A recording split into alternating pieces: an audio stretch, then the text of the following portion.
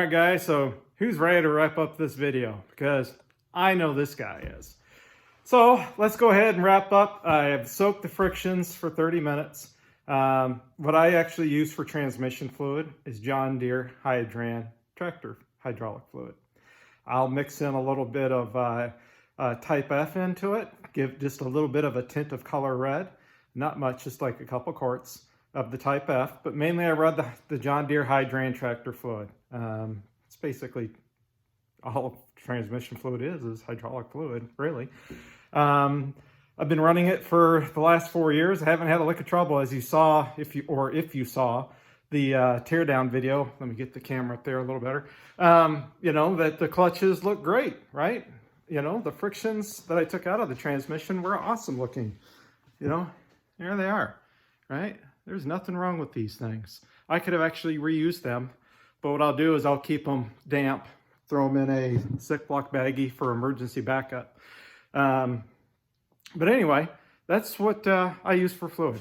But anyway, let's go ahead and drop these drums in, drop in the pump, get it lined up, and let's do some hydraulic or some air checks on this thing, make sure everything seals up the way it's supposed to. And then we can bolt the valve body on, the tail shaft and the oil pan, and I think that's all the parts really I've got left. Anyway, let's jump right into it. All right, guys, so just real quick, you notice I've got 2 cut-off bolts just kind of threaded in, and this will help me when I go to set the front pump in, make it a whole lot easier to align the front pump and be able to drop it in. The other thing you should do before we start dropping these parts in is take and make sure all these little tangs are lined up. So that way when we go to drop them in, you know, to their corresponding drum, right, that all these line up and it should just drop straight down. You may have to wiggle it a little bit to get them to drop all the way, but you know, at least start with all these lined up initially. So now let me go ahead and set up my camera so you can see what I'm doing. All right, guys, so now it's time to take our input shaft here, drop her in, and wiggle it around. There she goes. You hear it, right? Nice and solid drop in. The reason why we want to align those real good.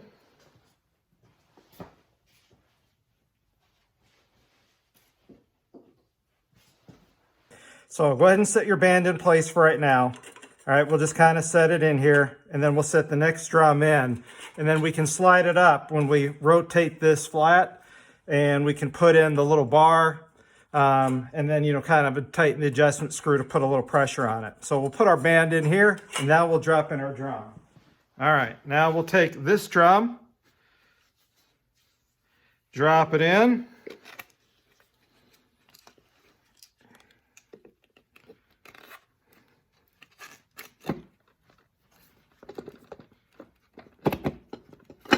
There she goes.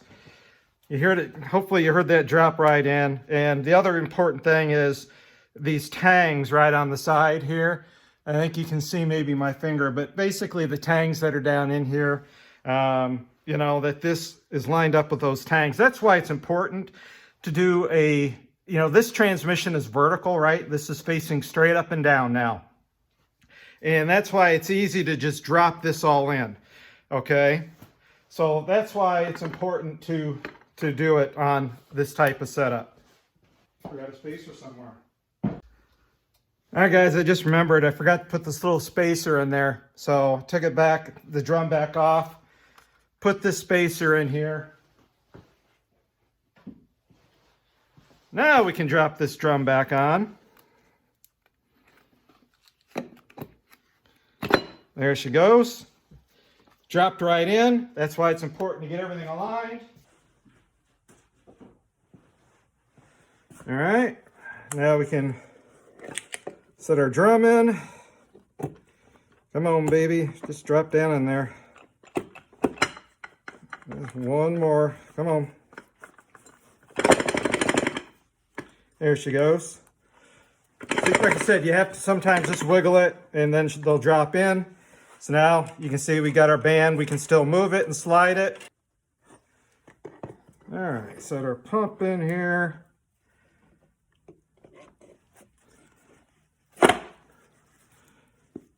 Okay.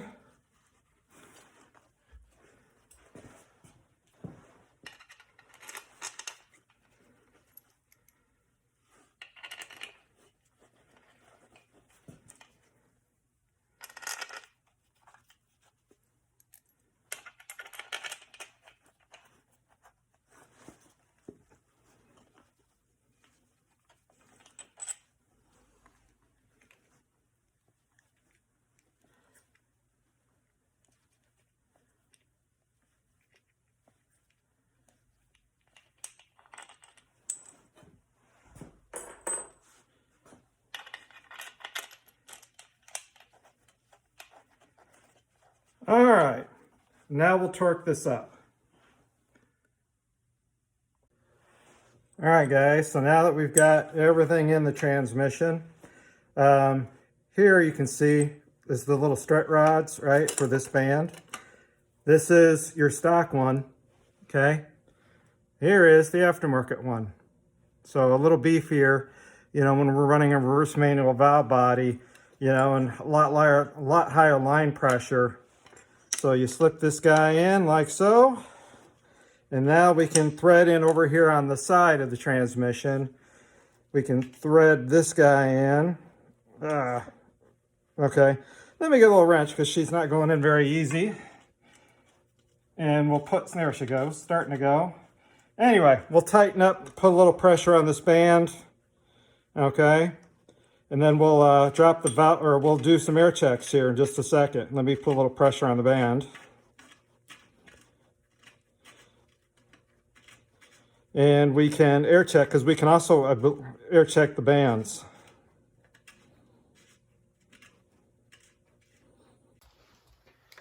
All right, guys, let's do a quick air check.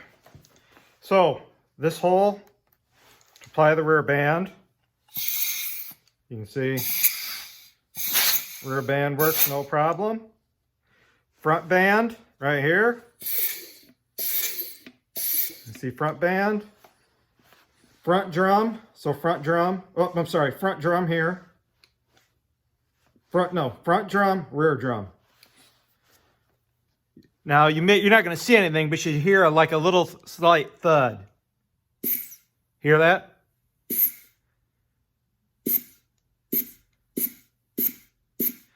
We know the piston's applying. The rear one you won't hear as well, but you can hear it.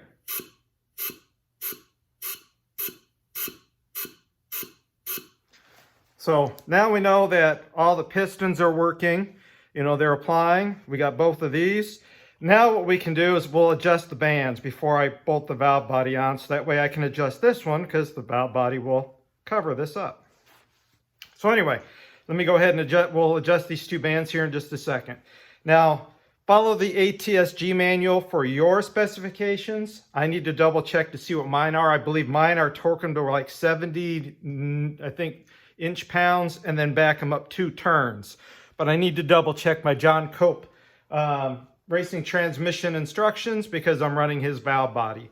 So hang tight and then we'll go into the adjustment. At least for my valve body, you'll need to double check for what you're running, whether you're running a stock rebuild, a performance rebuild. If you're running a performance rebuild, follow whoever's valve body instructions, you know, whether it be A transmission, or I can't think of a couple others off the top of my head, but check their instructions for their band adjustment. All right, guys, according to John Cope, I need to use an inch-pound torque wrench, which is what I'm using. Hopefully you can see it in the video there. I'm set at 72 inch-pounds.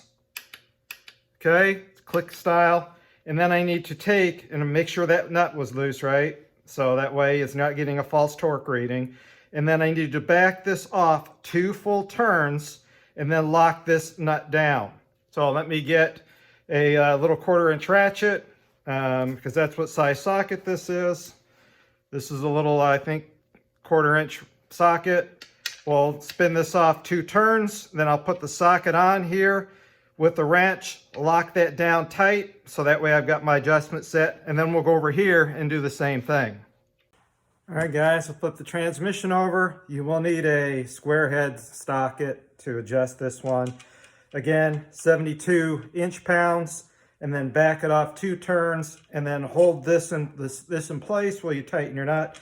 Again, check the TSG manual for your spec or whoever your valve body is for. You know, whoever made yours. Sorry, I need to get my 1/4-inch adapter.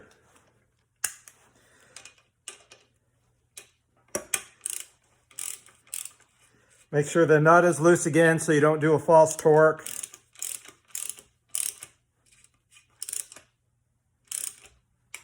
There we go, 72 inch-pounds. Then I'll back it off 2 turns and I'll tighten this nut while holding this. So when we get back, guys, we'll bolt the valve body on next. All right, guys, so before I put the valve body on, I want to check my end play, all right, here. So I've got, you know, my dial indicator set up. Got a little rusty, I'm not sure how, the bracketry. But basically, if I pull on it, it's supposed to be between, I think it was 30 and 90.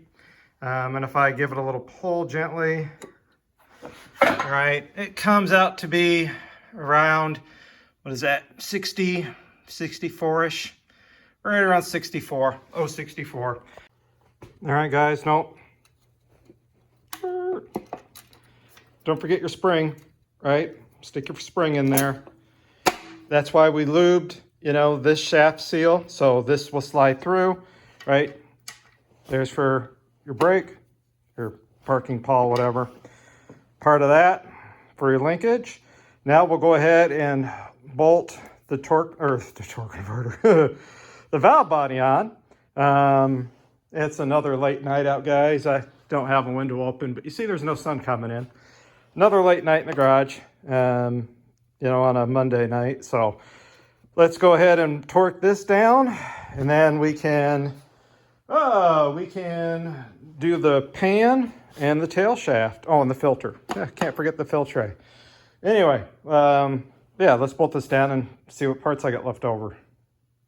All right, guys, I'm going to say this. All the bolts, holes for your extension housing here are all passed through. In other words, go all the way into the case. So if you do not seal up your fasteners as they go through these threaded holes, you will get transmission fluid leaking out, and you'll wonder where it's coming from. You'll think it's coming from the pan gasket, and it's not. It's coming from these pass-through holes. In other words, like I said, the holes go all the way through. If you look, I don't know if you can see, but, you know, hey, they go all the way through in there. You know, and basically transmission fluid will leak out. So make sure you seal them up. Well, guys, I thought I filmed this part, but apparently I did not. Got a little overzealous here with the sealer on that bolt. But, you know, you will need those snap ring pliers that I showed earlier, right, to get this spread, to slip this over. You know, you'll need to kind of take your hand, fish it in there, kind of open this little bar in there that you'll see. Once you get it up over that, you know, the shift or the arm, you know, will slide in, and then the little arm will close and trap it. And then you can get your pliers here and snap, you know, spread it, finish sliding this up and over, and then you can bolt this all in with your gasket, you know, that's provided in the kit. I have had a bad experience in the past where this gasket did not seal. It actually caused a transmission leak. So I actually sprayed some copper gasket on this one, so it would hopefully seal up well. Just like I said, I had one experience where I couldn't figure out where the leak was coming from, and it was actually coming because of the gasket. It wasn't the bolts, you know, it wasn't the pan. You know, I resealed all those before, and it was actually this gasket. Once I sealed that gasket up, problem just went away, period, which blew my mind. So that's why I spray copper gasketed this one to make sure it would seal up. And it was actually this transmission on the previous one. So now I can put this little piece in here, cover that up to seal this up. You know, if I want to, I can put the motor mount on, and then obviously I can seal up the pan. So this is a Lubrilocker gasket. You know, it got a little damaged, so we may give it a try and just put a little dab of sealer in a couple spots around these, just to make sure it seals up, and give this a whirl. My transmission pan right here. So this is an aftermarket deeper pan than a stock pan, carries 1 extra quart. I do have a couple magnets that I throw in it. And if you notice, I have a temperature, gauge on the side and a drain plug here. So this was by, what was the company's name? Something Off-Road. I think I've still got the thing here. Oh yeah, RT Off-Road. There's the part number. If you want to run a 1 quart deeper pan, it is a steel pan. I don't know if they still make it and sell it, but you can carry 1 extra quart of transmission fluid as well. So that kind of wraps up the video, guys. Yeah, I think that's pretty much it. I don't think there's anything else to do. We got the new seal in, new bushing in. Like I said, I just got to put this little plate and seal it up. Put the pan on, seal it up. We've already checked the end play. And that's pretty much it. Now that is because I've got it upside down. And if you didn't know, right here, that is your vent for your transmission. So it's a vent inside the case.